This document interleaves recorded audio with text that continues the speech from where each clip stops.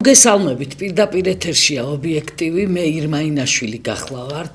დავით თარხან-მოურავთან ერთად ჩვენ ტრადიციულად გავაანალიზებთ იმ პროცესებს, რასაც ადგილი აქვს ქვეყნის შიგნით, ასევე საერთაშორისო მოვლენებსაც შევაფასებთ. მოგესალმებით, ბატონ დავით. შევახსენოთ ჩვენს ტელემაყურებელს, რომ მას შეუძლია არა მარტო უყუროს ჩვენს გადაცემებს, არამედ მოგვისმინოთ ტალღაზე FM 105.1. ტელეფონის ნომერიც ამონაცდება ეკრანზე და შესაბამისად შეგიძლიათ დაგვიკავშირდეთ თქვენი მოსაზრებები თემასთან დაკავშირებით, გაგვიზიაროთ.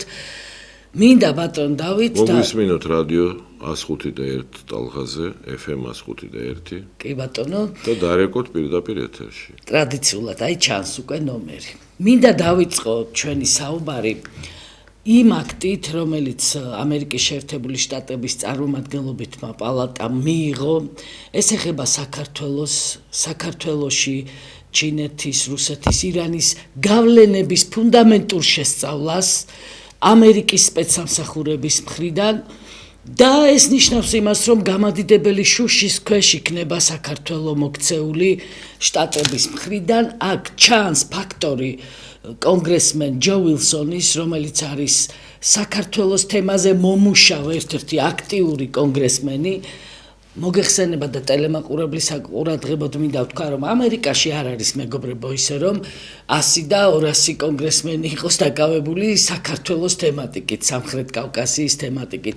არის დაახლოებით 15-20 კონგრესმენი, სენატორი, რომელიც ამ თემაზე, კონკრეტულად საქართველოს უყურებს და ამ თემაზე მუშაობს და აქ ჯო ვილსონი ის კონგრესმენია, რომელიც შეიძლება ითქვას, რომ ფლაგმანია რა საქართველოს თემატიკის წინ წაწევის.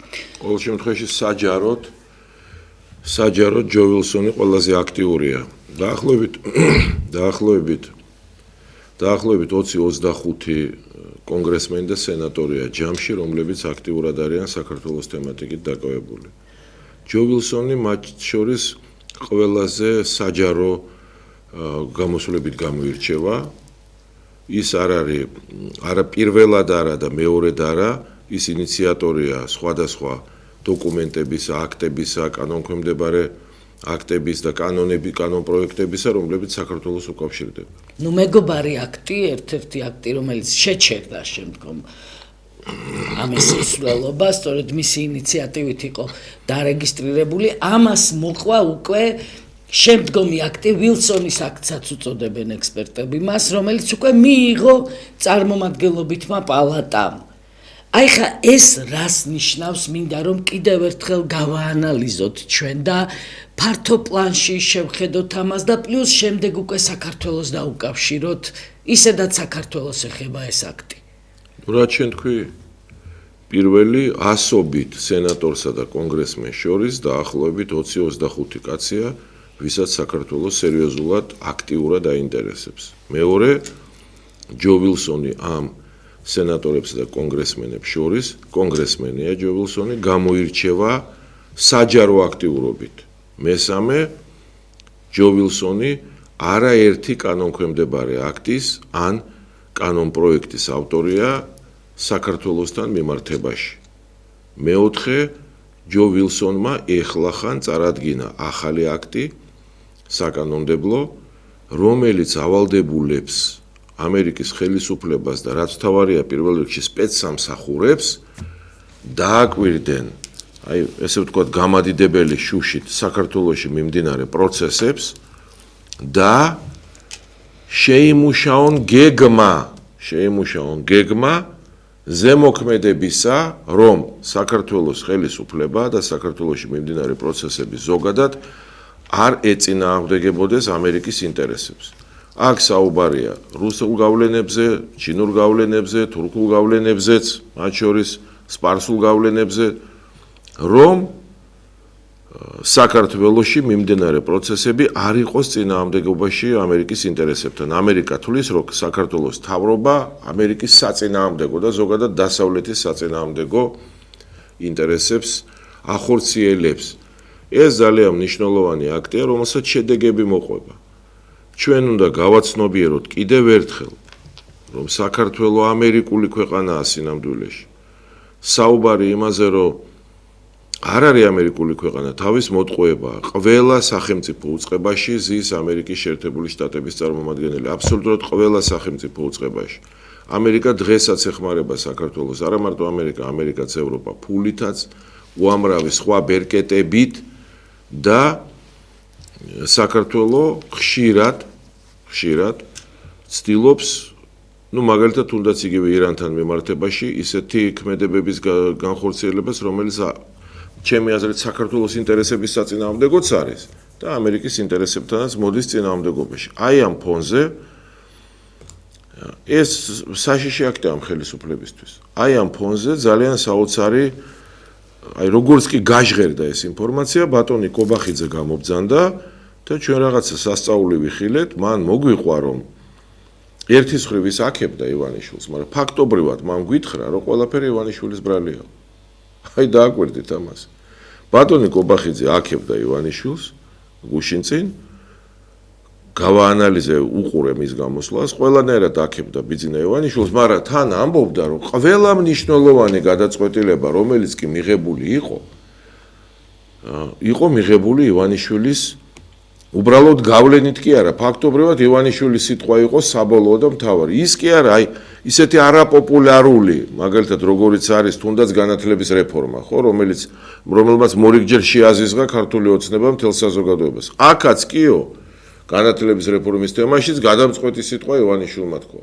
ეს ხომ ნიშნავს იმას, რომ ეხა ფაქტიურად მან დააბრალა ივანიშვილი. საერთაშორისო სამყაროს თვალში ის პირდაპირ სიგნალს კი არ იძლევა, საჯაროდ ლაპარაკობს იმაზე, რომ რეალურად ივანიშვილი მართავს სახელმწიფოს. საჯაროდ თქვა, რომ თან აქებდა ივანიშვილს, თან ფაქტობრივად საჯაროდ თქვა, რომ მე კი არა ვარო პირველი პირიო, მე კი ვარო პირველი პირიო, მაგრამ მეორე პირი ვარო.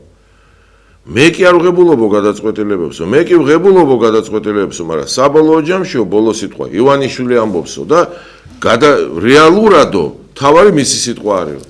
ანუ თქვა, რომ ყველა გადაწყვეტილებას ის ღებულობსო და მერე გაამახვილა ყურადღება სხვადასხვა საკითხებზე, რომელიც არ იყო პოპულარული, მაგალითად განათლების რეფორმაზე. ყველა ამ საკითხში თქვა, რომ ივანიშვილმა მიიღო ეს გადაწყვეტილებებიო. აი ეს უკვე ჩემი აზრით გათვლილი იყო შიდა აუდიტორიაზე. იმიტომ რომ განათლების რეფორმის, ეგრეთ წოდებული რეფორმის საკითხი აღელვებს, აწუხებს ინტელექტუალურ ფენას ჩვენი საზოგადოების პროფესორას, სტუდენტობას და აი ამას წაკიდა თითქოს ივანიშვილი. არა, შიდა აუდიტორიაზეც და თავარია იქით. ჯო ვილსონს უთხრა და ამერიკას უთხრა, რომ კი დააკვირდებით საქართველოს გამადიდებელი შუშიტო, მაგრამ მე კი არაო ისო ივანიშვილი, იმის ბრალია ყველაფერიო, ეს თქვა ფაქტობრივად. საქართველოსა და შეერთებულ შტატებს შორის ურთიერთობების თემა ეხლა არის ერთ-ერთი ყველაზე აქტუალური თემა. წინა კვირაში განხილვის საგანი იყო გადმოძახილი, ასე ვთქვათ, ოცნებასა და შეერთებულ შტატებს შორის. ჩვენ მოვისმინეთ მარკო რუბიოს კომენტარი, სადაც თქვა, რომ ქართულმა მხარემ თვითონ ითხოვა განემარტა შტატებს რა სურს და რა პირობებზე არის თანახმა, რომ აღდგეს ურთიერთობები, ეს მერე საჯაროდ უარყო. კობახიძემ მთელი პროცესი მიდიოდა რა ამ ბოლო დღეების განმავლობაში. მთელი პროცესი მიდის. ამერიკამ უთხრა, რომ გაანთავისუფლე პატიმრები, ანთავისუფლებენ ახლა. ამერიკამ უთხრა, რომ ეს კანონები გაიწვია, ჯერ არ გაუწევიათ ეს აბსოლუტურად იდიოტური კანონები, მაგალითად დასმენის შესახებ, მაგრამ იმედი მაქვს, რომ ამასაც გაიწვევენ და ამ დროს საპასუხოდ კობახიძემ დაუქნია თითი მარკო რუბიოს, თქვა, რომ არაო, ჩვენ სკოლის მოწაფეები კი არა ვართო. მაგრამ მე ეს აქტის ამბავიც დაიძრა, რომელსაც რესპუბლიკელებმაც დაუჭირეს ხარი ჯო ვილსონის აქტს და დემოკრატებმაც და ახლა თქვა, რომ ყველაფერში დამნაშავე ივანიშვილია. კიდევ ერთხელ მინდა ძალიან კაფიოდ ვთქვათ ჩვენ, მე გავავრცელე კიდეც რამდენიმე პირობა, რა შემთხვევაში შეიძლება აღდგეს თანხმობა ჩვენ საზოგადოებაში ჩიგნით და აღარ ვიყოთ გადამტერებულები გარესამყაროსთან, რამდენიმე პუნქტი დავასახელე მე წინა გადაცემაში და მინდა რომ კიდევ ერთხელ ვთქვათ ჩვენი აზრით რა არის ეს და იგივე შეუბნება ქართულ ოცნებას დასავლეთიც. ეს არის კანონების შეცვლა, აი ამ რეპრესიული კანონების, ეს არის პატიმრების გათავისუფლება, ეს არის ნორმალური საარჩევნო გარემოს შექმნა ქვეყანაში და თავიდან ფუნდამენტურად შეცვლა მთელი საარჩევნო სისტემის ადმინისტრაციიდან დაწყებული კანონმდებლობით გაგრძელებული და ნახეთ მინდა გავამახვილოთ ყურადღება პატიმრების გათავისუფლების საკითხზე და რა შლეიფი მოყვება ამას. მოინანიეს, შეინანეს და გამოუშვით. აქ ჩემი აზრით ჩნდება ძალიან სერიოზული კითხვები და ეს მინდა რომ გავაანალიზოთ. მარკო რუბიო, სახელმწიფო მდივანია ამერიკის შეერთებული შტატების, საქართველოში ის არ ჩამოვიდა. სომხეთში იყო და აქ არ ჩამოვიდა. აქ გამოაგზავნა რამდენიმე თავის წარმომადგენელი, რაც დამატებით იმაზე მეტყველებს, რომ ცივი ურთიერთობაა და რომ ზომებს ამერიკა მიიღებს ამ ხელისუფლების წინააღმდეგ. ეს ერთი. რა გზავნილი იყო? ამერიკელებმა ფაქტიურად უთხრეს ამ ხელისუფლებას, რომ პირველი გაანთავისუფლე პატიმრები. იმიტომ რომ ჩვენ ვიცით, რომ უამრავი ადამიანია დაკავებული, რომელიც საერთოდ უდანაშაულოა და ამას ვლაპარაკობთ უკვე ნახევარი წელია ჩვენ, რომ გაანთავისუფლეთ პატიმრები. და დაიწყო ამ ხელისუფლებამ სინამდვილეში განთავისუფლება, ამაზე ცალკე ვიტყვი. მეორე, მან თქვა, რომ ეს კანონები, უპირველეს ყოვლისა დასმენების შესახებ კანონი, რომლითაც საქმეების აღძვრა ხდება და ხალხს იჭერენ უკვე და შემდეგ ვიღაცა ადამიანი მოწმე მოდის და ამბობს, აი მე ესე მგონია, რომ ეს დამნაშავეა და დამნაშავე დაცხადებენ. ეს საბჭოთა კანონებია. ესენი გააუქმეთ ეს დასმენების კანონები, ეს ტროტუარებზე დგომის გამო ხალხის დაჭერა. ეს მეორე თემა. თავიდან ოცნება მოგვატყვა, რომ აიო, კარგად ჩაიარა მოლაპარაკებებმა. მერე ამერიკამ გააჟღერა, რომ ჩვენ ესენი მოვთხოვეთ. ახლა ამის მერე ოცნება გამოვიდა და თქვა, რომ თლად კარგად არ ჩაიარა, მაგრამ თიც ვერ დაგვიქნევსო. ახლა დღეს გამოდის კობახიძე და იძახის ყველაფერი ივანიშვილის ბრალიაო. ამავდროულად ესენი იწყებენ ხალხის განთავისუფლებას, მაგრამ როგორ? პრინციპი ესეთია, ეუბნებიან, რომ აღიარე დანაშაული. დღეს წავიკითხეთ, რომ ნახევარი თავის საკუთარი მთავრობა დაიჭირეს ამათმა, ხო? ღარიბაშვილი, ლილუაშვილი. დღეს ლილუაშვილზე იყო საუბარი, რომ თუო მოინანიებსო, მაშინო საპროცესო გარიგება იქნებაო. ანუ რა გამოდის? ან არ არის დამნაშავე ეს ხალხი და ესე იგი უბრალოდ ტყუილა დაიჭირეს და თუ მოინანიებენ, ანუ თავს აღიარებენ დამნაშავეებად, მაშინ გაუშვებენ. ანუ პირველი ვარიანტი ეს არის, რომ შენ გიჭერენ, არაფერში არ ხარ დამნაშავე, მთავარია აღიარო, რომ ხარ დამნაშავე და მერე გიშვებენ. მეორე ვარიანტია, თუ დამნაშავეა ეს ხალხი, როგორც ამას ამტკიცებს ეს ხელისუფლება, მაშინ გამოდის, რომ თუ დამნაშავე კაცმა აღიარა, რა დანაშაულიც არ უნდა ჩაიდიოს, მაინც გაუშვებენ მას. ამათ ფულის მოპარვას აბრალებდნენ მილიონების. ანუ ეს რა სიგნალია ახალგაზრდებისთვის, რომ მოიპარე რამდენიც გინდა, მერე დამნაშავეთ აღიარე თავი და გამოგიშვებთ?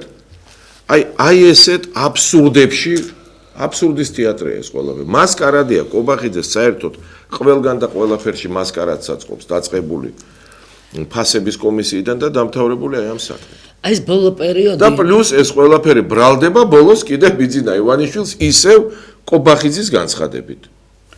ბოლო პერიოდი საინტერესოა კიდევ იმითი, რომ არა მარტო შეერთებული შტატების მხრიდან არის ძალზედ სერიოზული საკითხები დაყენებული საქართველოს ხელისუფლების წინაშე, არამედ ხვალ მაგალითად იგეგმება ვიზა ლიბერალიზაციის შეჩერების საკითხის მორიგი განხილვა ბრიუსელში. ეხლა ეს ხვალვე არ გადაწყდება და ხვალვე არ მიიღება გადაწყვეტილება ამის თაობაზე, ამას გარკვეული პერიოდი ჭირდება.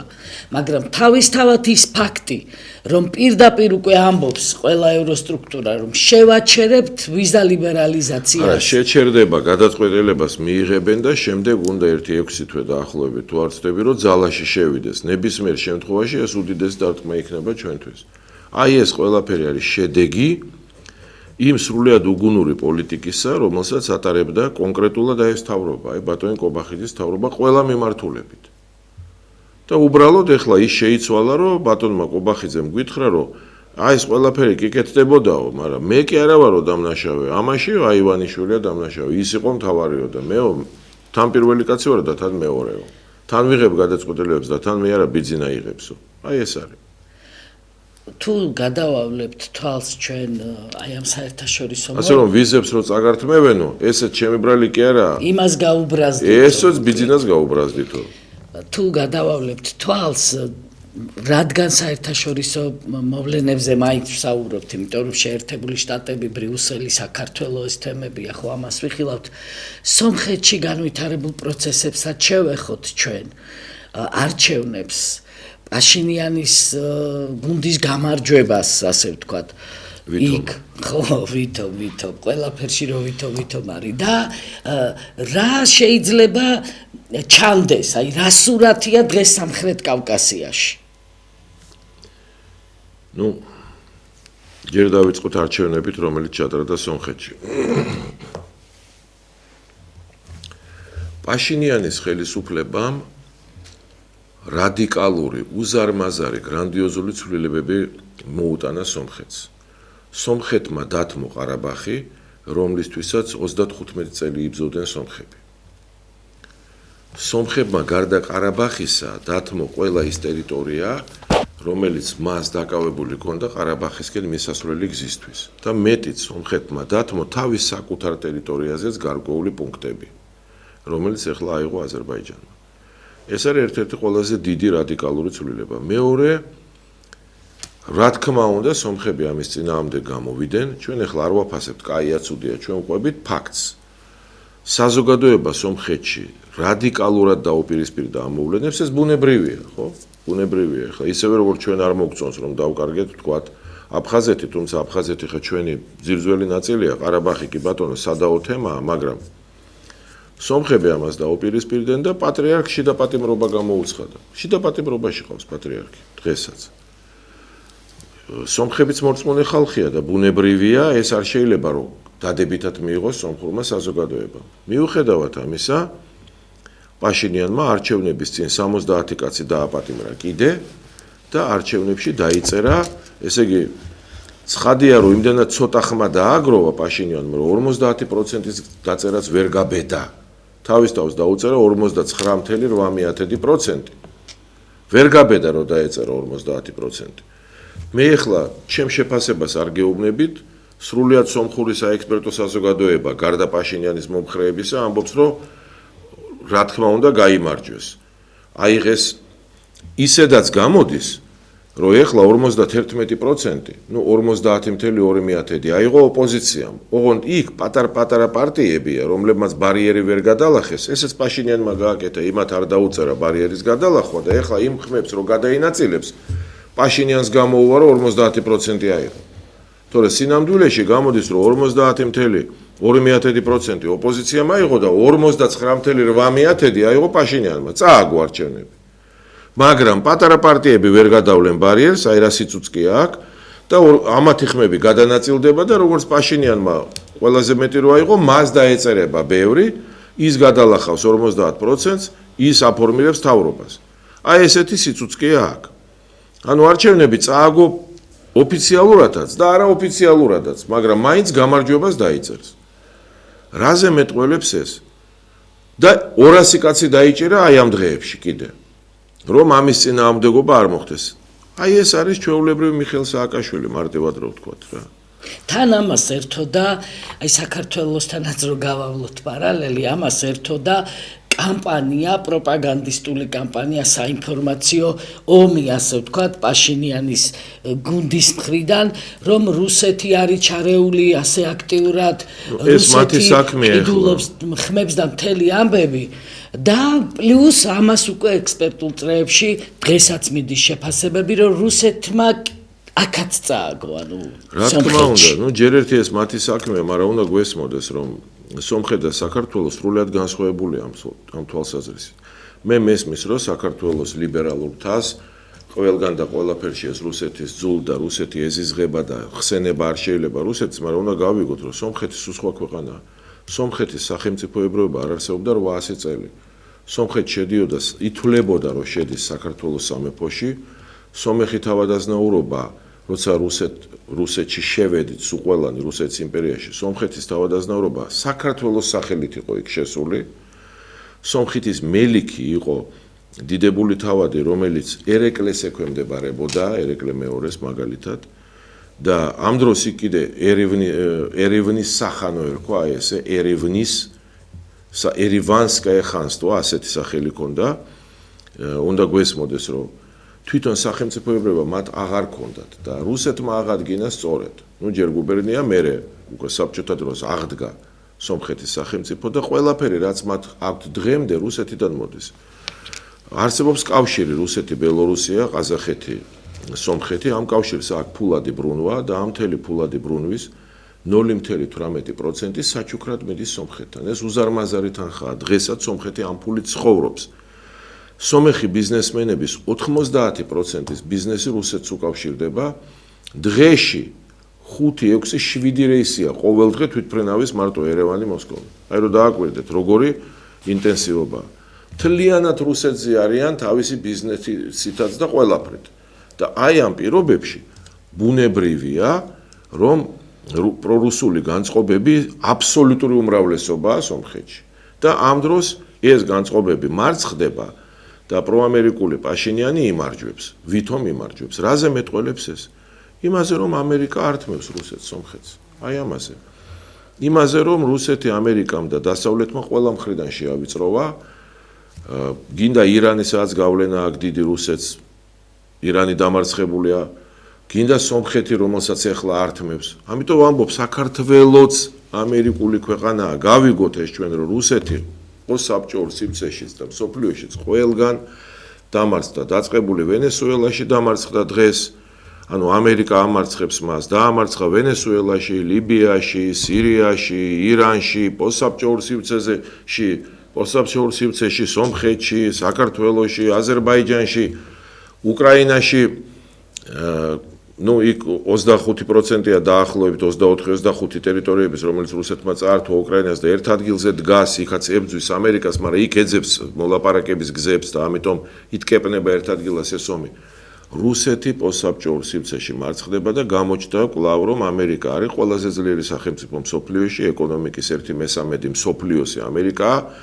ამერიკას და ევროპას ეკონომიკის 56% მაინც ეკუთვნის მთელი მსოფლიოსი და ამერიკას მარტო ძალუც აი ამდენი რამ გააკეთოს. ეს უნდა დავინახოთ ჩვენ და რატოა მნიშვნელოვანი ეს ანალიზი, რომ ჩვენი მომავალი, ჩვენი საქართველოსი, ჩვენი ნაბიჯები გონიურულობა უნდა გამოვიჩინოთ და აი ამის გათვალისწინებით უნდა ავაგოთ. ჩვენი ურთიერთობა რუსეთთან, ჩვენი ურთიერთობა ამერიკასთან, ევროპასთან, თურქეთთან, თუ ირანთან, თუ ჩინეთთან უნდა ავაგოთ ამის გათვალისწინებით, რომ ჩვენ არ დავმარცხდეთ, რომ ჩვენი ინტერესი დავიცვათ ყველგან. ამიტომ აი ესეთი ლანძღვა, გინება, ჭიდაობა და ფურთხება ამერიკის არაფერს არ იძლევა.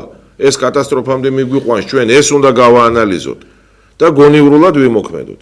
ეს არ ნიშნავს, რომ არ უნდა ვითან ვიმუშაოთ, არ უნდა ვითანამშრომლოთ და ვიმუშაოთ. ეკონომიკის ფარგლებში რუსეთთან პოლიტიკური ურთიერთობა არ აქვს საერთოდ. ეკონომიკის ფარგლებში ეს არ ნიშნავს, რომ სხვა ქვეყნებთან არ უნდა ვითანამშრომლოთ და ვიმუშაოთ, ძირითადად ეკონომიკის ფარგლებში, მაგრამ პოლიტიკურად უნდა გვესმოდეს, რომ პირველ რიგში უნდა მოვძებნოთ საერთო ენა შეერთებულ შტატებთან და ევროპასთან. პოლიტიკურად ისე მართალია ჩვენი ინტერესები არ უნდა შევბღალოთ, მაგრამ არც ის უნდა გავაკეთოთ, რასაც ახლა აკეთებდა კობახიძის თავრობა, რომელსაც უბრალოდ სრულ ტრობაში გადაგვიყვანა ცარიელ ადგილას. აი ცარიელ ადგილას შეიქმნა ტრობა ყველაფერში. ესეც არ უნდა იყოს. რა ქმედის პოლიტიკა აბსოლუტურად უგუნური შეიძლება ესე ითქვას და მავნებლური ქართული სახელმწიფოსთვის, იმიტომ რომ როდესაც ჩვენ მარკო რუბიოს გამოაცხადებ მატყუარად, როდესაც ჩვენ იმ კონგრესმენებს, რომლებიც საქართველოს თემაზე აქტიურად მუშაობენ, იმათთან საერთო ენას კი არ პოულობ, რომ კარგი, შენი სიმართლე მიაწოდე, ხო? შენი სიმართლე გაუზიარე თუ გააქვს ასეთი. არა, პირიქით, უკანასკნელი სიტყვებით გაილანძღა ეს ჯორჯ უაზრო ლანძღვა გინება მიდის, უაზრო საკითხებზე და არამართლები ვართ. არ შეიძლება ვლანძღავდეთ ამერიკას, იმიტომ რომ დასმენების კანონი მიიღო კობახიძემ. ამერიკამ გითხრა, როგორ შეიძლება ეს დასმენების კანონი საბჭოთა დროინდელი მიიღო და შენ ეუბნები, რომ ჩემს შიდა საქმეებში ერევიო და ლანძღავ იმის გამო, რომ შენ მიიღე დასმენების კანონი. დასმენების კანონი რა ქვეყანამაც არ უნდა მიიღოს, დღეს სულ სხვა მსოფლიოა. მთელი მსოფლიო ეტყვის იტალიამ რომ მიიღოს დასმენების კანონი, რომ გააუქმე, ეს კანონი არ შეიძლება. რატო გიკვირთ, რომ თქვენ რო ღებულობთ ასეთ იდიოტურ კანონს, მსოფლიო გეუბნებათ, რომ გააუქმეო. მსოფლიო დღეს არ არის იზოლირებული. რუსეთის თემა ვახსენეთ ჩვენ წეღან და მე მინდა რაღაცნაირად გამახსენდა და მივაბა ამ საკითხს, რომ 10 წლეულებია შეიძლება ითქვას, საქართველოში არის ჩამოყალიბებული მედია ჯგუფები, პოლიტიკური პარტიებიც არიან, ექსპერტული წრეები, რომლებიც მიზანმიმართულად ეწევიან სხვადასხვა საპირისპირო ბანაკის წარმომადგენლების დისკრედიტაციას, მაგალითად ჩვენი პარტიაც რო ავიღოთ და იგივე ობიექტივიც რო ავიღოთ, აკერებენ სხვადასხვა იარლიყებს, იღებენ დასავლურ დონაციას, ანუ დაფინანსებას და ამ დროს ქმნიან სქელტანიან ნაშრომებს, რომ თურმე აქ არის გავლენა რაღაც პრორუსული, პროჩინური და ასე შემდეგ. აი ეს არ მინდა დაგვავიწყდეს ამ თემაზე, მინდა მე რომ გავამახვილოთ ყურადღება, ვუპასუხოთ ჯერ ტელემაყურებელს. გამარჯობათ. თქვენ პირდაპირ ეთერში ბრძანდებით ისაუბრეთ. ძალიან კარგად ისტორია ბატონო დავიწყდა, მაგრამ ბევრგან სულად ლაპარაკობ. იმიტომ რომ რუსეთმა იმდენი რამეები გაგვიკეთა, კარგი. აი ყველაფერი არ უნდა დავიწყოთ, ეგ. და ვინ უარყოფს ამას? სამხედრო საქართველოს და შეგვიერთდა ეს ისო ბათუმის რაც რამე იყო შეგვიერთდა და ამდენისა რუსების წინააღმდეგ რატო ლაპარაკობს მე არ დაარავა. კარგი ამერიკა, კარგი, მაგრამ რუსეთი მაინც ჩვენი მეზობელია და მეზობელი უნდა გიყვარდეს საუბრო. თქვენ ეთყობა არ ხართ ობიექტივის მაყურებელი, იმიტომ რომ საერთოდ საპირისპიროთ არის გაშუქებული აქ ეს თემა. ან ყურადღებით არ გვისმენთ ჩვენ? როგორ არ გისმენთ? აბა ვინ ამბობს, გასაგებია ჩვენ გვესმის რომ მადლობ ძალიან. დიდი მადლობა, უნდა ყურადღებით მოგვისმენოთ. უნდა ყურადღებით მოგვისმენოთ. არ ვიცი, ჩვენ არ ვამბობთ რომ რუსეთმა არაფერი არ გაგვიკეთა ჩვენ. ნუ მე ეს არასოდეს არ მithქვას. პირიქით, მე ვთქვი რომ ხშირად ვამბობ რომ ერეკლე მეორე მიიღო ერთადერთი სწორე, ერთადერთი შესაძლო და ერთადერთი სწორი გადაწყვეტილება. სხვა მაშინ მას გადაწყვეტილების მიღება არ შეეძლო. ეს იყო კავშირი რუსეთთან, რომელმაც გადაარჩინა საქართველო. მე ხშირად ვამბობ, რომ ერეკლეს დროს ქართველები იყვნენ 414,000 კაცი და ეს იყო 53% მოსახლეობის. აქ კიდე 3% დაახლოებით სომხები იყვნენ, რომლებიც ქართველებად იწერებოდნენ. ნახევარი მოსახლეობის, სულ 780,000 კაცი ცხოვრობდა. ამას ადასტურებს მინიმუმ 10 ყველაზე გამოჩენილი მეცნიერი და წყაროები, რომ სულ ცხოვრობდა 700 ერეკლეს დროს საერთოდ მაშინ დიდი სამუშაოები ჩატარდა, მათ შორის თავად რუსეთის მონაწილეობით, ბევრი საზოგადოება, გეოგრაფიული საზოგადოება, სხვა საზოგადოებები. 780,000 კაცი ცხოვრობდა, 53% ქართველები, 47% თურქები და სპარსელები და რომ არ მიიღო ერეკლეს ეს გადაწყვეტილება, 21 დიდებული თავადი აკონტროლებდა საქართველოს, ჩვენ არ ვიქნებოდით როგორც ერი. როცა ჩვენ გავედით რუსეთის იმპერიიდან, მაშინ საბჭოთა კავშირი დაიშალა, ჩვენ ვიყავით 4,200,000 ეთნიკური ქართველი და ინდუსტრიული სახელმწიფო ჰქონდა. გვესმის ჩვენ ყველაფერი, რაც რუსეთმა მისცა საქართველოს. მეტიც ყურადღებით მოისმინეთ, კიდე გეუბნით, რას ვამბობ ჩვენ. რუსეთთან ეკონომიკური ურთიერთობა საქართველოსთვის აუცილებელია. და გონივრულად საჭიროა. ჩვენ სხვა რამეს ვამბობთ. ჩვენ ვამბობთ, რომ დღეს ყველაზე ძლიერი სახელმწიფო მსოფლიოში ამერიკის შეერთებული შტატებია და როდესაც ჩვენ პოლიტიკას ვაგებთ დღეს, ეს პოლიტიკა უნდა აიგოს ისე, რომ არ მოდიოდეს მტრულ რეჟიმში ამერიკასთანაც, არ იყოს მტრულ რეჟიმში ევროპასთანაც, არც რუსეთთან არ უნდა იყოს მტრულ რეჟიმში. საერთოდ მეზობლებთან არავისთან არ უნდა იყოს მტრულ რეჟიმში. და ჩვენ ვამბობთ, რომ დღევანდელი ჩვენი პოლიტიკა სულ სხვა სახეს ატარებს. სინამდვილეში თქვენ ცდებით თუ გონიათ, რომ რუსებთან კარგი ურთიერთობა გვაქვს. ამ ხელისუფლებამ მოახერხა ის, რომ რუსეთთანაც მტრობაშია, რეალურად რუსეთთანაც დაპირისპირებაში და მტრობაშია.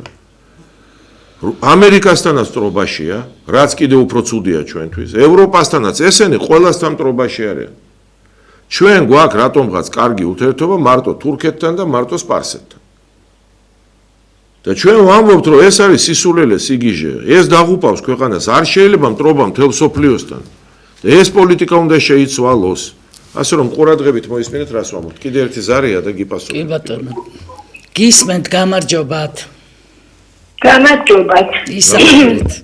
რა ხედავთ რუსეთთან ტრობაში? ნუ, რას ხედავთ, მარტივ რამეა. დიახ, რა ხედავთ? ჩემი აზრი გაინტერესებს თქვენ. კი, აბა, მაინც გასაგები გავიგოთ. კარგით, ნადირ. ნუ აქ რამდენიმე პუნქტია. მოდით ვთქვათ, რომ რას ნიშნავს ქართულ-რუსული ურთიერთობები დღეს, როგორი უნდა იყოს ისინი. პირველ რიგში, აი თქვენ გახსოვთ, ქალბატონი ირმა იყო ვიცე-სპიკერი, მაშინ ჩვენი დეპუტატები არსებობს ესეთი ჯგუფი, დიალოგის ჯგუფი დეპუტატებისა რუსეთ-საქართველოს. საერთოდ ყოველთვის არსებობს დიალოგი ყველასთან. ისრაელი პალესტინაში ომი აქვს, პალესტინელებს ელაპარაკება. ხო, ასეთივე აქაც. პირველად, აი ბოლო 30 წლის განმავლობაში ჩამოყალიბდა გარკვეული მოთხოვნები. ესე იგი, რუსეთის თავი მოთხოვნა რა იყო? რომ საქართველოს მოარი თქვას ნატოს შესვლაზე და საქართველოში არ იყოს ნატოს წვრთნები საქართველოს ტერიტორიაზე. ესე იგი, კი ბატონო, ჩვენ შეგვიძლია მივიღოთ მონაწილეობა ნატოს ოპერაციებში საქართველოს ფარგლებს გარეთ. მაგრამ თავარი მოთხოვნა, რომელიც რუსეთს აქვს, მით უმეტეს ახლა უკრაინაში ომია, ეს გამძაფრდა კიდე ეს მოთხოვნა.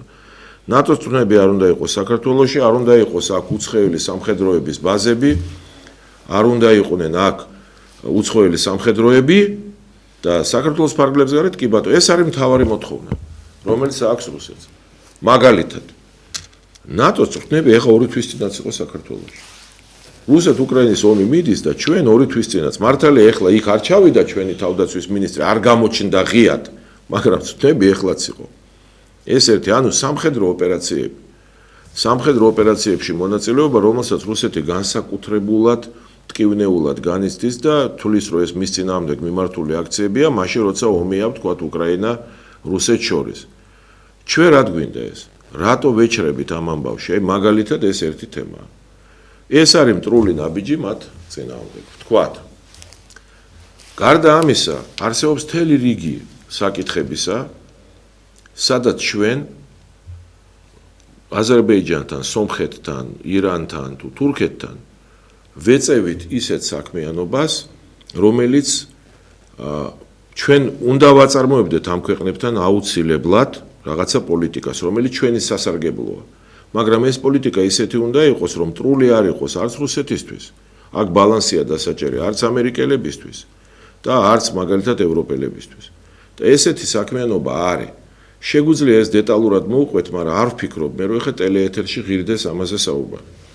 მე მთავარ აზრს გეუბნებით, რომ ყველას ცუდი არის ის, რომ საქართველოს თავრობა ცდილობს, რომ ჭადრაკი, პოლიტიკური ჭადრაკი ითამაშოს რუსებთანაც და არ გამოსდის. ამერიკელებთანაც არ გამოსდის, ევროპელებთანაც არ გამოსდის, ირანთანაც არ გამოსდის, თურქეთთანაც არ გამოსდის, ჩინეთთანაც არ გამოსდის, ყველასთან ცდილობს რაღაც ჭადრაკის თამაში და სინამდვილეში სულ ყველაფერს აფუჭებს. და ეს განსაკუთრებით მძაფრად გამოჩნდა სწორედ ბატონი კობახიძის პრემიერობისას. თორე ღარიბაშვილიც იყო პრემიერ-მინისტრი, კვირიკაშვილიც იყო პრემიერ-მინისტრი, ბახტაძეც იყო პრემიერ-მინისტრი და მათ დროს ეს არ ხდებოდა. ისინი არ ცდილობდნენ ყველასთან დაპირისპირებაში შესვლას. ესენი შევიდნენ დაპირისპირებაში აბსოლუტურად ყველასთან, კობახიძე ყველასთან დაპირისპირებაში. მათ შორის როგორც გითხარით რუსეთთან. გარდა ამისა, იქ ბიზნეს საკითხებია ძალიან ბევრი, რომელიც ასევე აქ არის საკითხები, რომელზედაც ახლა დღეს არ მინდა რომ ვილაპარაკო ეთერში უბრალოდ. არა ვარ მზად სწორი არ არის, უბრალოდ არ მინდა რომ ვილაპარაკო. აქ არის ბევრი ბიზნეს საკითხებიც, რომელიც არც ჩვენ სასარგებლო წდება საბოლოო ჯამში, არც რუსეთის სასარგებლო წდება და ვიღაცა კონკრეტული კერძო პირების ინტერესებს ემსახურება და არა ქვეყნის ინტერესებს, მაგალითად. ბევრია ესეთი თემები, ანუ პოლიტიკური თემები, პოლიტიკური ურთიერთობა ნულოვანი გვაქვს. ჩვენ მივახციეთ იმას, რომ რუსეთმა დაიწყო აქტიური ინტეგრაცია სოხუმის და ცხინვალის, რასაც აქამდე არ აკეთებდა. და სულ ელოდებოდა რომ რაღაც ნაბიჯებს გადავდგავ ჩვენ. ვერ გადავდგით ეს ნაბიჯები და არ გადადგა ამ ხელისუფლებამ ვერც გააცნობიერა რა ნაბიჯები უნდა გადაიდგას რომ ძალიან შესამჩნევი არის რა ნახეთ როცა ჩვენ აი ეს საჯარო შეხვედრებს მართავდით და ეს პროცესი ღია იყო საზოგადოებისთვისაც და სხვათა შორის საელჩოებისთვისაც, იმიტომ რომ ამ შეხვედრების სტენოგრამებს ჩვენ მუდმივად ვაწვდიდით ამ საელჩოებს. მაშინ იყო ნათქვამი, რომ პირდაპირ ისაუბრეთ აფხაზებთან, ოსებთან არ იქნება ჩარევა ჩვენი მხრიდან. დღეს რუსული მხარე საქართველოს ხელისუფლებას მუდმივად მოუწოდებს აღიაროს სახელმწიფოებად აფხაზეთი და ცხინვალი. აი ესეც ხო ამ ხელისუფლების ეს არის ძალიან მკვეთრი საკითხი, რაც უნდა გავაანალიზოთ. კი ბატონო, ვისაუბროთ ამ საკითხზეც. კიდე ზარს უპასუხოთ და ვისაუბროთ უფრო დეტალურად. გამარჯობათ. შეკითხვა მაქვს და ნუთიშავთ ტელეფონს. რას დასმენაში რაც გულისხმობთ? ქალბატონო, ვინ გაგითიშათ ყურმილი? რეკავთ და საუბრობთ. ქალბატონო, ჯერ ერთი პირველი მოცილდით ტელევიზორს. ვერ მომასწარი დამთავრება. ტელევიზორს მოწყდით, რომ გვესმოდეს ერთმანეთს. მოწყდით რა ქართულია მოწყდით. ტელევიზორისგან დისტანცია. მოწყდით რა თქვი მიპასუხეთ კაცო. კაცო, გიპასუხებთ ტელევიზორთან არა ვარ, არა, მეორე ოთახში ვარ და ხმამაღლა აწევთ.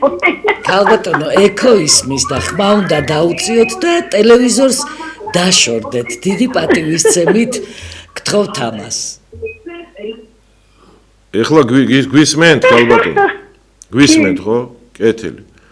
დღეს მიღებულია კანონი ხელისუფლების მიერ, რომელიც შესაბამისად ნებისმიერ ადამიანს, აი მაგალითად თქვენ, შეგიძლიათ დაწეროთ, არის იუსტიციის სამინისტროში განყოფილება, შეგიძლიათ მიმართოთ შემდეგი წერილით. რომ თქვენ რომელიღაც ტელეარხში, აი ზუსტად ამ სიტყვებით დაწეროთ, რომ თქვენ რომელიღაც ტელეარხში არ გახსოვთ რომელში რომელიღაც გადაცემაში არ გახსოვთ სად, მოусმინეთ დავით თარხანმოურავს და ჩათვალეთ, რომ დავით თარხანმოურავის სიტყვები არის სხვა ქვეყნის ინტერესებს ემსახურება და მიგაჩნიათ, რომ დავით თარხანმოურავი არის ჯაშუში. მაგალითად რუსეთის ან ირანის, იმიტომ რომ თქვენ ასე მოგეჩვენათ. შეგიძლიათ ეს მიწეროთ, ან შეგიძლიათ დაწეროთ, რომ თქვენ სადღაც თქვენ მეზობლად ცხოვრობ მე და ჩემი საქციელი თქვენში აღძრავს გონივრულ ეჭვს, რომ მე ვარ რომელიღაც ქვეყნის ჯაშუში. და ამის საფუძველზე, აი ესეთი წერილის საფუძველზე, ეს განყოფილება განიხილავს და აქვს უფლებამოსილება, რომ აღძრას საქმე. ზუსტად ასე აღიძრა საქმე, აი გახარია იყო ესეთი პრემიერ-მინისტრი, თუ გახსოვთ, რომელიც ახლა გაქცეულია საზღვარგარეთ, 13 წლიანი მუხლი აქვს მიყენებული, იმიტომ რომ ერთმა კონკრეტულმა ადამიანმა ამ ადამიანის ეს წერილი, ეს დასმენის წერილი ტელევიზორშიც იყო გამოქვეყნებული, რომელმაც დაწერა, რომ აი სადღაც რაღაც ტელევიზორში უსმენდი არ მახსოვს რომელ არხზე გახარიას გამოსვლებს და ჩავთვალე, რომ კონსტიტუციურ უსაფრთხოებას არღევს საქართველოსშიო და მიყენებული აქვს 13 წლიანი მუხლი. ესეთი კანონი არსებობდა საბჭოთა ეპოქაში 70-იან წლებში გაუქმდა.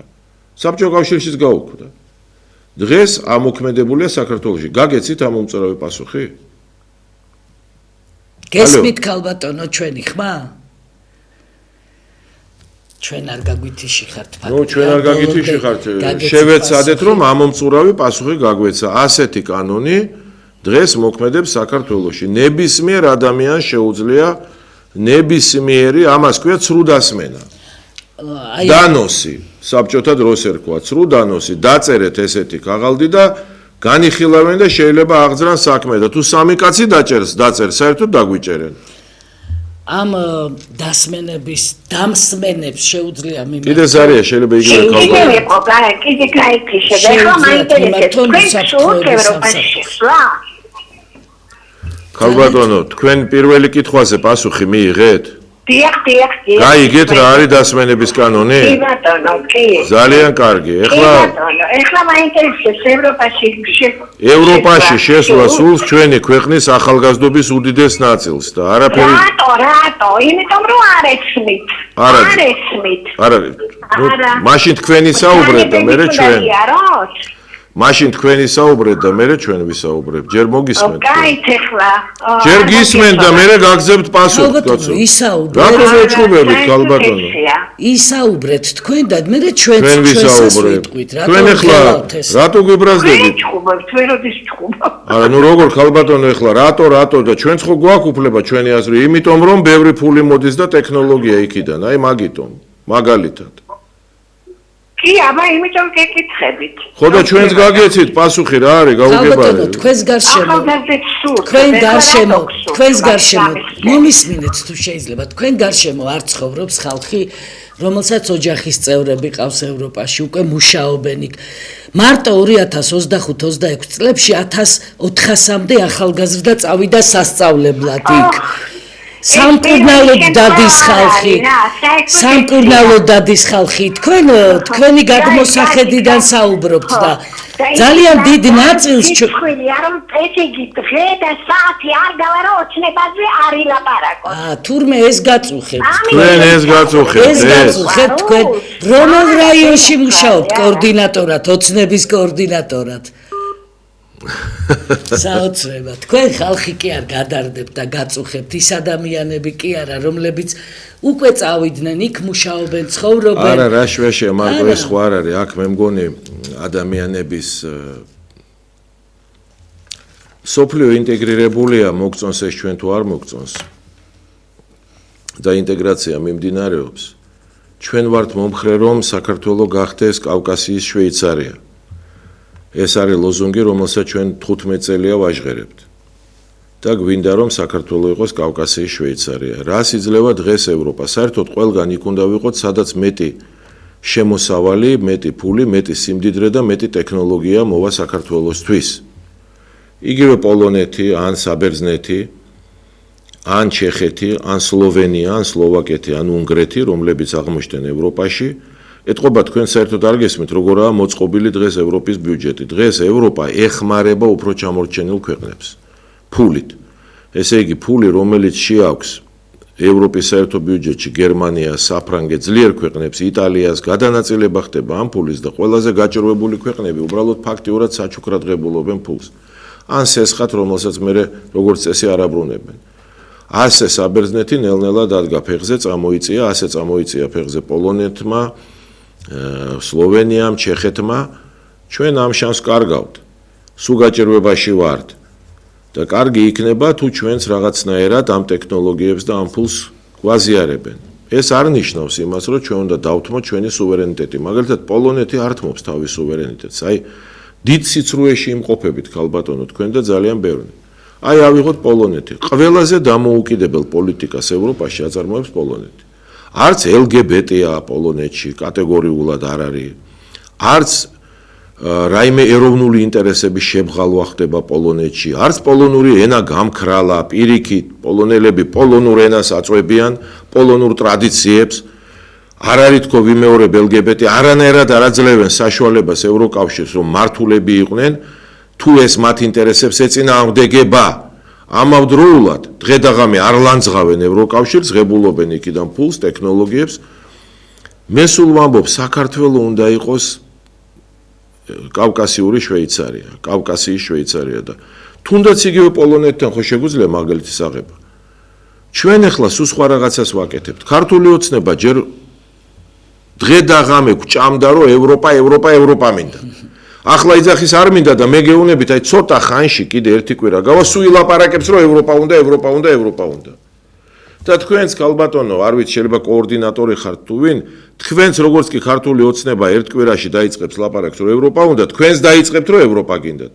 და მე მინდა ის რომ საქართველო თავის ინტერესებს იცავდეს ევროპაშიც და არა ევროპაშიც. მე საქართველოზე ორიენტირებული კაცი ვარ და არა ან თურქეთზე, ან ჩინეთზე, ან ევროპაზე, ან ამერიკაზე, საქართველოზე ორიენტირებული კაცი ვარ. კეთილი, კიდევ უპასუხოთ ზარს და გადავიდეთ ჩვენ თემაზე მე. გამარჯობათ, ისაუბრეთ. ბატონ დავით, მოგესალმებით, ქალბატონ მეიმო, მოგესალმებით. ალო. ისაუბრეთ, გვესმის თქვენ ახლა. ხო, არა, რომ გავიგო, მესმით თქვენ, დიდი მადლობა. ბატონ დავით, აი ამ ჩინეთთან ისა რა ქვია რაღაც სტრატეგიული პარტნიორობა და ისა ცოტა სახიფათო თქვა გეჩვენებათ აი ამაზე ერთი ორი სიტყვა რა თქვა. კეთილი, კი ბატონო. მადლობ თქვენ. მე მგონი ჩვენი აზრი გამოვთქვი, ეხა ვიტყვი ჩინეთზე, უნდა გვესმოდეს, საქართველო არის მთავარი, ქართული ინტერესი უნდა დაცული იქნას. აი ეგ არის ტრაგედია. რაშია ტრაგედია და რა არის მის ამ ქალბატონს და არავის. ტრაგედია იცით რაშია, რომ ჩვენ უნდა ვიცავდეთ ამერიკაში ჩვენს ინტერესებს. ამერიკა არის ყველაზე დიდი სახელმწიფო მსოფლიოში. ყველაზე ძლიერი სახელმწიფო მსოფლიოში. საუდის არაბეთი იცავს თავის ინტერესებს ამერიკაში. საუდის არაბეთმა იმდენი ქნა ამერიკაში ლობირებით, რომ ამერიკამ ერაყში დაიწყო ომი და ერაყი ფაქტობრივად დაიპყრო, რომელიც საუდის არაბეთს მტრობდა.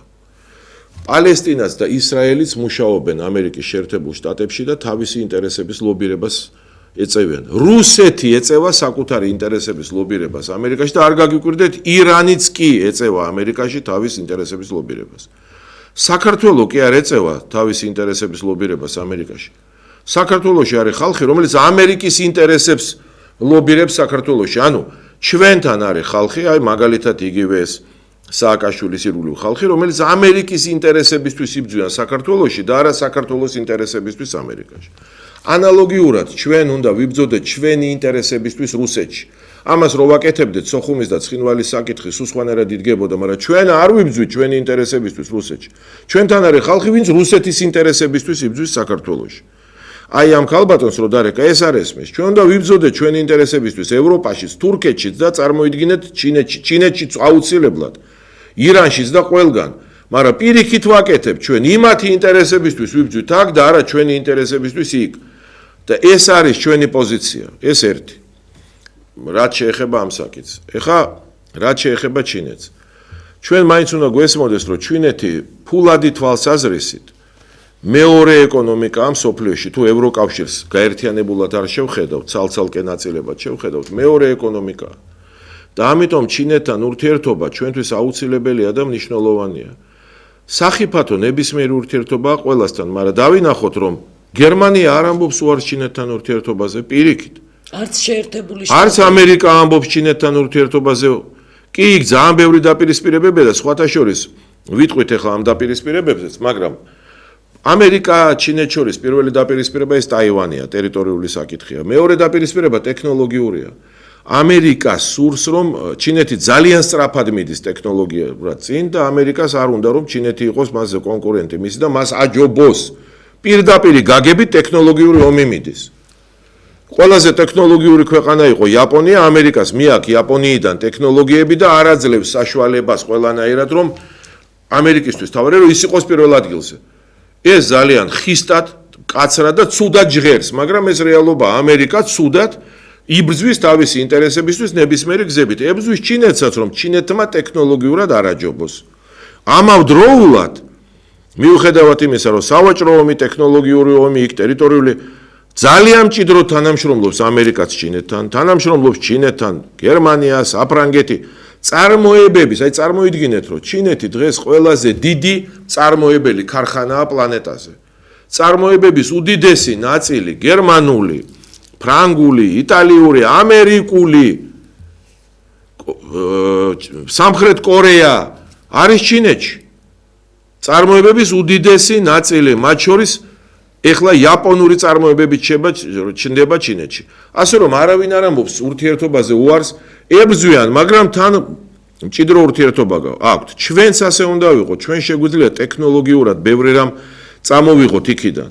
და ჩვენ ამ გაგებით სინამდვილეში არაფერს არ ვაკეთებთ. რეალურად ქართულ-ჩინური ურთიერთობები ნულოვან დონეზე არის, ან შეიძლება ცოტათი უფრო მეტია ვიდრე ნული. ჩვენ სერიოზულად არაფერს არ ვაკეთებთ მათთან. არადა მთელი მსოფლიო მუშაობს და ჩვენც უნდა გონივრულად ვიმუშაოთ, კვლავ რო რაღაც არ დავკარგოთ. ახლა ამ ჩინეთთან და საერთოდ ამ საკითხებთან დაკავშირებით რა გამახსენდა ეხლა, რომ საქართველოში აი ირმამ შერაც თქვი, საქართველოში არის უამრავი ხალხი, აი ქალბატონი კინწურაშვილი, მაგალითად. ქალბატონი ხიდაშელი, მაგალითად.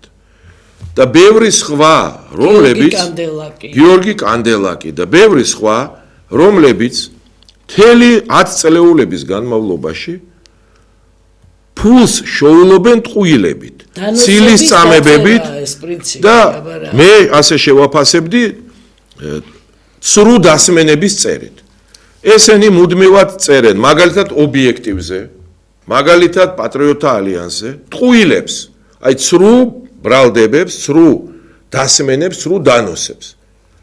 ამერიკაში, რომ მაგალითად ჩვენ ვართ რუსეთის აგენტები, რომ მაგალითად ჩვენ ვართ ბნელი ხალხი, რომელიც ქუჩაში დარბის და ზურგში დანასურტყავს ადამიანებს. აი ახლა ამას პოეტურად პირობითად გადატანითი მნიშვნელობით ვამბობ, მაგრამ დაახლოებით წერენ, რომ ვართ გაუნათლებელი, ბნელი, რაღაც არაცივილიზებული ხალხი, რუსეთის აგენტები, სულ აი ამას წერენ. აი ახლა მაგალითად სრულიად შემთხვევით აღმოვაჩინეთ, რომ ქალბატონი თინა ხიდაშელი თურმე მორიგ რაღაცა გრანტებს ფარულად, აი ახლა ობიექტივი გამოიძიებს ამ საკითხებს. ფარულად რაღაცა გრანტებს იღებს ტაივანიდან, არ ვიცი რა გზით, აქ ოფიციალურად არაჩვენებს ფულს და მთელი თავი მიუძღვნა ობიექტივს, რომ თურმე ობიექტივი ყოფილა ჩინური გავლენის ტელევიზია და მარგალიტი თუ რაღაც ტერმინი აქვს ნახსენები, ნუ გაოცებული ვარ. კიდევ ერთხელ ხსნი, ყველა დებილისთვის, ვისაც არ შეუძლია გაიგოს, ობიექტივმა აშენა საზოგადოებრივი მაუწყებლობის მოდელი. ობიექტივში 30 წამყვანიდან 27 არც ობიექტივის წევრია, არც ობიექტივის თანამშრომელია, საერთოდ არავითარი კავშირი არ აქვს ობიექტივთან. სამი კაცია სულ ობიექტივის წევრი, რომელსაც გადაცემები მიყავს ობიექტივში. დანარჩენები, მაგალითად ბადრი ნაჭყებია, რომელსაც ჩინეთის გადაცემა მიყავს. ეს კაცი არის თავისი ორგანიზაციის ხელმძღვანელი, ისევე როგორც გულბად ცხილაძე იყო საკუთარი ორგანიზაციის ხელმძღვანელი. ისინი ნებისმიერ ადამიანს, იგივე თინა ხიდაშელს, ან კინწურაშვილს, ან ეხლა ჩერგოლეიშვილს რაღაც უთქვია, შეუძლიათ მომართონ წერილობით ობიექტივს და მათაც მისცემენ გადაცემას. და შეუძლიათ წაიყვანონ ობიექტივში თავისი გადაცემა და ილაპარაკონ გინდა ჩინეთის საწინააღმდეგო და გინდა რაც გინდა ის. ოღონდ ზარები უნდა იყოს, ეგ არის მთავარი პირობა და მაყურებელს უნდა გასცე კითხვებზე პასუხი. აქ მიშა სააკაშვილის მომხრეებს მიყავდათ გადაცემები, მაგრამ ზარებს ვერ გაუძლეს, იმიტომ რომ ხალხის კრიტიკა არ მოწონდა და იმიტომ წავიდნენ. ასე რომ ბადრი ნაჭყებიას გადაცემა ეს არის მხოლოდ ჩინეთის კულტურაზე და ეკონომიკაზე, საერთოდ პოლიტიკური გადაცემა არ არის. და ყველა აზრი, რომელსაც ბადრი ამბობს, ეს არის ნაჭყებიას აზრები. მისი ორგანიზაციის და არავითარ შემთხვევაში არ არის ობიექტივი სარედაქციო პოლიტიკა, საერთოდ ობიექტივთან კავშირში არ არის ეს. და ის აზრები, რასაც ბადრი ახმოვანებს, თუნდაც ამ ეთერში და სხვა ეთერებშიც, არანაირად არ ეწინააღმდეგება საქართველოს სახელმწიფო ინტერესებს. სინამდვილეში არც საქართველოს ინტერესებს ეწინააღმდეგება და არც არავის ინტერესებს არ ეწინააღმდეგება, საერთოდ არც ამერიკის, არც ჩინეთის. მე ვერაფერს უც ვერ ხედავ იმაში, რომ ბადრი საუბრობს ჩინურ კულტურაზე ან ჩინურ ეკონომიკაზე, პირიქით ვთვლი, რომ ეს ძალიან კარგია, მაგრამ ეს არ არის ობიექტივი სარედაქციო პოლიტიკა და ქალბატონი თინა იმისთვის, რომ მორიგი გრანტი მიიღოს, მთელი თავი დაწერა და ყველაფერი ეს წარმოაჩინა ნეგატიურ ჭრილში, როგორც ობიექტივი, რომელიც არის ჩინეთის თურმე ინტერესების აპოლოგეტი და ჩინეთის ინტერესების გამტარებელი საქართველოში და ეს არის მორიგი სიცრუე და აი ახლა მე ვამბობ, რომ აცი ობიექტივი დაინტერესდება ქალბატონი თინა საქმიანობით, ჩვენ გამოვიძიებთ იქ რას წერს და რას აკეთებს და ფულს საიდან იღებს და როგორ იღებს და სასამართლოშიც კი მიუმართავ, თავარი ახლა იურისტებმა იპოვნონ საფუძველი ამისი. ასე რომ აღარ იქნება დანდობა, აღარც ხიდაშელების, აღარც კინწურაშვილების და არავის. დავიღალეთ ამ ყველაფრისგან. კინწურაშვილს ტომები აქვს დაწერილი ობიექტივის საქმიანობაზე და ამით ის საზრდოობს და ამ დონორების დაფინანსებით არის აქამდე. ჩვენი დრო ამოიწურა. დიდი მადლობა ყველას. დიდი მადლობა ყველას ყურადღებისთვის. საქართველოსთვის ვიღვაწოთ იმ ქალბატონსაც ვეუბნები ქართული ოცნების მომხრეს. საქართველოსთვის ვიღვაწოთ, საქართველოსთვის. გემშვიდობებით ჩვენ და ობიექტივი განაგრძობს პირდაპირ ეთერში მაუწყებლობას. მადლობთ.